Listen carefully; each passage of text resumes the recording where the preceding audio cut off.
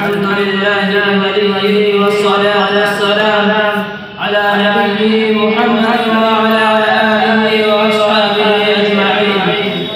अम्मा बअद फअऊज़ु बिल्लाहि मिनश शैतानिर रजीम। बिस्मिल्लाहिर रहमानिर रहीम। इन तंसुरुल्लाह यंसुरकुम व युथब्बित अक़दामकुम। व क़ाल अल्लाहु तआला फी मौज़ि'िल आख़र वला तहिनु वला तहज़नु व अंतुम अल-अ'लौना इन कुंतुम मुमिनीन। सदक़ल्लाहुल अज़ीम। जब गुलिस्तान को खून की जरूरत पड़ी, सबसे पहले ही गर्दन हमारी कटी। जब गुलिस्तान को खून की जरूरत पड़ी, सबसे पहले ही गर्दन हमारी कटी। अब कहते हैं हमसे ये चमन है हमारा तुम्हारा नहीं। मिल्लत इस्लामिया के पास मानो आज हज़रात का सामने हिंदुस्तान के मुसलमानों में होने वाले सियासी और दीन इस्लाम को खत्म करने की नापाक और घिनौनी साजिश और कोशिश में मौजूद पर कुछ अर्ज करना चाहता हूँ। उम्मीद है कि बाबा समाज फरमाएंगे। वो हिंदुस्तान जिसका अक़लियत के बाद मुसलमानों ने अपना पूरे जिगर से सींचा था, वो हिंदुस्तान जिसकी आज़ादी का खातिर बहरे नाशना इस्लाम में कूद पड़े थे और मोटों से खेलते हुए मंजिलदार तक जा पहुंचे थे। बेपनाह कुर्बानियों के जरिए इसको कुर्बान कराया था। आज इस हिंदुस्तान ने मुसलमानों को तरह की अज़ियत और तकलीफ पहुंचाई जा रही है। मुसलमानों के मुल्क से इस्लाम की मोहब्बत को खत्म करने की घिनौनी और नापाक साजिशें हो रही है। इसमें शर्म शबा नहीं है कि दुनिया में हक व बातिल का तसादुम रोज जारी से जारी है। जालिम और जाबिर, कमजोर और कमजोर और मजलूम की कहानी बहुत कदीम है। फिर मैंने इंसान इस पर एक बार बिजली गिरी, बाद आदम में तेरी हानि आई। बेशक तो बरबस तबाह इंसानियत का मोहल्ला और हैवानियत का नंगा नाच किया। इसमें शक नहीं है कि हम पर फसाद का पाठ पढ़ रहे हैं। हम मजलूम और बेकसूर को फिर कब्रों और जोर से सत्ता का निशाना बनाया है। हमारी माँ बहन पर इज्जत लोग जा रही है। बिरादरान यूं तो हिंदुस्तान में किसी के दौर में मुसलमानों का हक भी कोई नहीं था, लेकिन जब से फिरका परस्तों ने हिंदुस्तान में जन्म लिया, उस वक्त से मुसलमानों की नई सही चैन समझ चल गया है। कहते हैं फिरका परस्तों ने हमारा मज़हब इस्लाम को मिटा दिया है, न जाने कैसी कैसी रखने रखी है।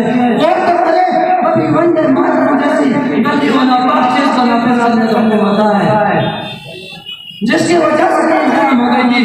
आज भी बहुत सारे स्कूलों में गीत गाए जाते हैं, जिस गीत पर सरासर का खबरा हुआ है, जिस गीत पर एक बार पढ़ने से इंसान खारिज इस्लाम हो जाता है, जिस गीत पर एक बार पढ़ने से मुसलमान नहीं रहता। आज भी ये गीत हिंदुस्तान के मदरसे मुकाबले में पढ़ने के लिए बच्चों को मजबूर किया जा रहा है। आज हिंदुस्तान के मदरसे मुकाबले को खत्म करने की कोशिश की जा रही है। आज हिंदुस्तान के मदरसे को दहशतगर्दी का डर तैयार किया जा रहा है और ये इल्जाम लगाया जा रहा है जितने भी फसादात हो रहे हैं उनसे पेश होने को नहीं मिल रहा है। इसलिए पहले इनको खत्म किया जाए। इसी वजह से हमारे इबादत गाहों पर पाबंदी लगा दी गई है और मुसलमान मदारिस से मुतालिब और मसाजिद को खत्म कर दिया जाए। अब मुसलमान मदारिस से मुतालिब और मसाजिद को नहीं बना सकते, लेकिन शायद उनको मालूम नहीं है कि मुसलमानों की जब तक साथ चलती रहेगी दीन इस्लाम पर, मदारिस से मुतालिब पर और मसाजिद पर किस तरह के हाथ डालने रहेंगे। हम तुम्हारी धमकियों से खौफ खा सकते नहीं, हम तुम्हारी धमकियों से खौफ खा सकते नहीं, जुल्म का आगे हम अपना सर झुका सकते नहीं। और है यही तारीख अपनी, है यही अपना फलसफा, है यही तारीख अपनी, है यही अपना फलसफा। हम ज़माने में दबाने से उभरते हैं सदा। अज़ीज़ान गिरामी, अगर वतन हमारी जान मांगे तो जान देंगे, अगर वतन हमारा माल मांगे तो माल देंगे, अगर वतन हमारी औलाद मांगे तो औलाद देंगे, अगर वतन हमारे तन में तन मांगे तो सब देंगे। लेकिन नहीं हो सकता मुसलमान नबी की चाह जला दे, नहीं हो सकता मुसलमान आखिरत को छोड़कर दुनिया को तरजीह दे।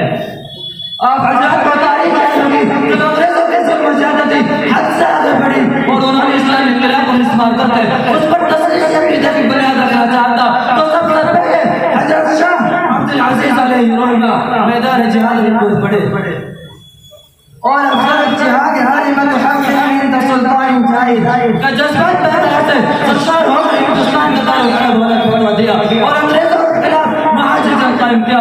उस बात का तहिया कर लिया था कि गुलामी की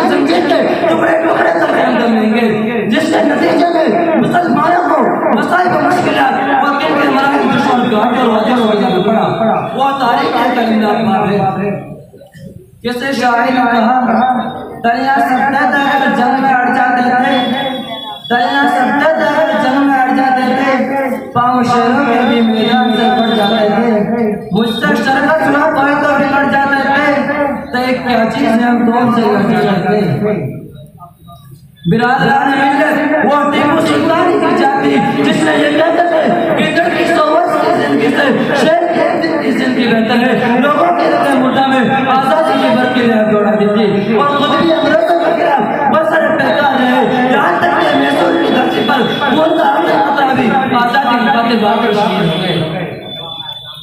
अगर ये मुस्लिम कायदीन का काफिला गुलाम हिंदुस्तान के परफेक्ट भयानक जंगल में आजादी के शाहजहां बनाने की दर से सरगर्म सफर न होता तो इन लंदन नगर एहसान फरामोश गद्दार जहां से वफादारी के साथ लाते हैं उन गद्दारों से मैं कहता हूँ अगर हमें गद्दार तो पाबंद वफा तुम भी नहीं, अगर हमें गद्दार तो पाबंद वफा तुम भी नहीं, अपनी कसरत में नहीं खुदा तुम भी नहीं।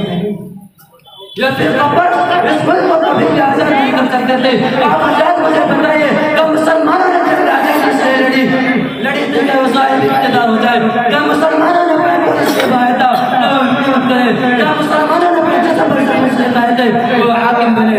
नहीं नहीं हरगिज़ नहीं, बल्कि इस्लाम को बरकरार रखने के लिए, दीन को बरकरार रखने के लिए, ईमान को बरकरार रखने के लिए, कौमियत और इंसानियत को बरकरार रखने के लिए, हिंदुस्तानियों को गिलानी की रसाजा कराने के लिए, हिंदुस्तान में सलाह को बाकी रखने के लिए। लेकिन आज अंग्रेजों की तरह हमारे दीन पर हमला करना चाहते हैं। याद रखें अगर यही हाल रहा तो फिर परस्तों को अंग्रेजों की तरह मुंह मानी पड़ेगी और अपने अहदे से दोष होना पड़ेगा।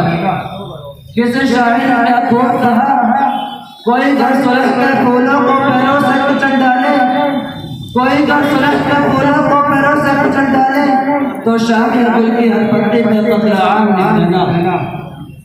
मिल्लत इस्लामिया के कईयों नौजवानों अपनी गफलत की चादर चाद करके अपने होश की ज़ीरा पहन लो, अपने अंदर इनकलाब पैदा करो, अपनी तकदीर को संवारो। लोगों की तकदीर खुद बनाई जाती है। इन्नल्लाह ला युग़य्यिरु मा बिक़ौमिन हत्ता युग़य्यिरु मा बिअन्फुसिहिम। ये एक ठोस हकीकत है। शायर कहता है खुदा ने